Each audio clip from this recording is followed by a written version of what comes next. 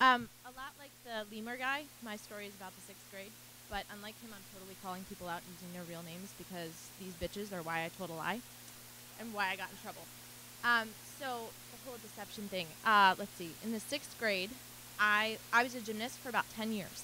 And in the 6th grade was my last year of being a gymnast because I broke my foot and my coach basically sat there while I was 11 years old on the ground trying not to cry because she would have hit me with a piece of foam. She was like, "You're lying, it's not broken, get up and walk." So, whatever, end of my gymnastics career. But I go into school and I'm on my crutches and I have my sweet cast and everybody signs it and it's really awesome and I feel so cool. So I go to gym class and we're doing an aerobics unit because they're trying to, promote fitness and nobody should be fat and all of that. But I can't do it, obviously, because I'm on crutches. So I sit there against the wall while everybody gets in groups and I think I'm totally out of this, I don't have to do anything, and I'm really excited about it. Unfortunately, I healed way quicker than anybody ever thought I would. So all of a sudden, I have to go back to gym class. And there's, like my group of friends, and then the group of, the other girls who I would have talked to. And then there's the group of, the misfit girls that nobody wanted to be with, which is why they're all together. They're missing one person. Because Lauren Donati, any of you know her, Lauren Donati, she was the one who was, the leader of the misfit girl group. And she was the one who had taught them this whole, you had to create an aerobics routine and then do it for a grade. She just mysteriously disappeared. And so they were short a person, and I begged, "Please let me be with my friends." And they said, "No, you have to go be with this group." I was like, "Fine, I'll go be with the misfit girls." So I go over there, and I said, "Okay, well, what did Lauren teach you?" And they're like, "I don't know." "Okay, well, what have you done?" "I don't remember anything." Okay. I was a big nerd, straight A student, can't fail gym class, so I decided that I'm going to create an entirely new aerobics routine for these girls, and we're going to learn it. So that's what we do for the next, week and a half. Then the day comes where you have to present it, and who shows up?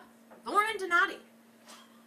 Lauren Donati's back. And I'm like, "Okay, well, we'll teach you our routine." And she goes, "Oh, no, we'll just do the one that I created weeks ago, the last time I showed up for class." And suddenly, miraculously, they all remember it. And who's the one person they won't teach it to? This girl right here. And so I'm sitting there like, "Oh my God, what am I going to do? I'm going to fail gym because I don't know this aerobics routine because I made a whole new one." And like an idiot, I don't just go explain this to the teacher. Instead, I go up to her and say, "I can't do gym today. I hurt my foot again. The same one that I broke." And she looks at me and says, "How did you hurt it?"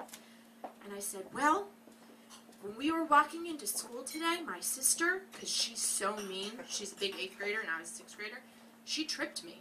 And I fell and I hurt my foot again. And that's why I don't have a note from home because it happened after my dad dropped us off.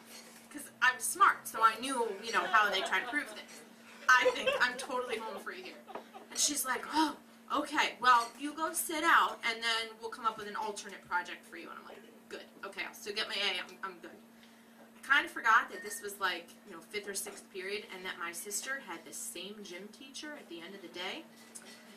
So what happens, my sister goes to gym, and she says, "Oh, you like tripping your little sister, huh?" And my sister, because she used to hate me, and she was kind of a bitch, she was like, "I don't know what you're talking about." Totally sells me out to the gym teacher.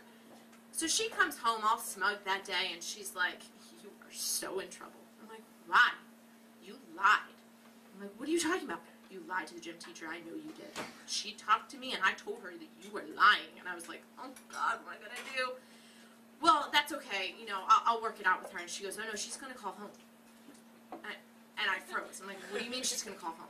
I'm like, golden child. I don't get in trouble. I don't know how to, what? "She's calling home." "Yeah, she said she's going to call home, so you should probably tell Mom and Dad now so that they're not surprised by it when the teacher calls home." I'm like, okay, that makes sense. I should probably warn them. So I tell them the whole story, and of course, the trust thing is a huge deal. So I get in trouble, and I'm not allowed to go to my friend's Valentine's party, and I have to stand there on the phone while my mom stands in the doorway, like I'm the biggest nerd in the world, and I explain to her that I can't come to your Valentine's party because I told a lie. And the gym teacher's mad at me, my parents are mad at me because I told a lie, and it's very bad to tell a lie, and you should never tell a lie. And I learned my lesson, I will never tell a lie again, I'm so embarrassed. And somehow, we never get a phone call that night from the gym teacher. And I look at my sister at the end of the night, and I'm like, what? I thought you said she was calling home." "Oh, did I say she was calling home this time? I meant that she said if you ever did it again, she was going to call home." And so while my parents think that I totally learned my lesson to never tell a lie again, what I really learned was to never, ever trust my sister. Thank you.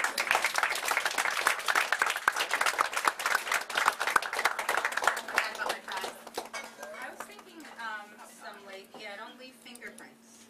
You were such a good liar as a child. I just thought you might leave some latex gloves.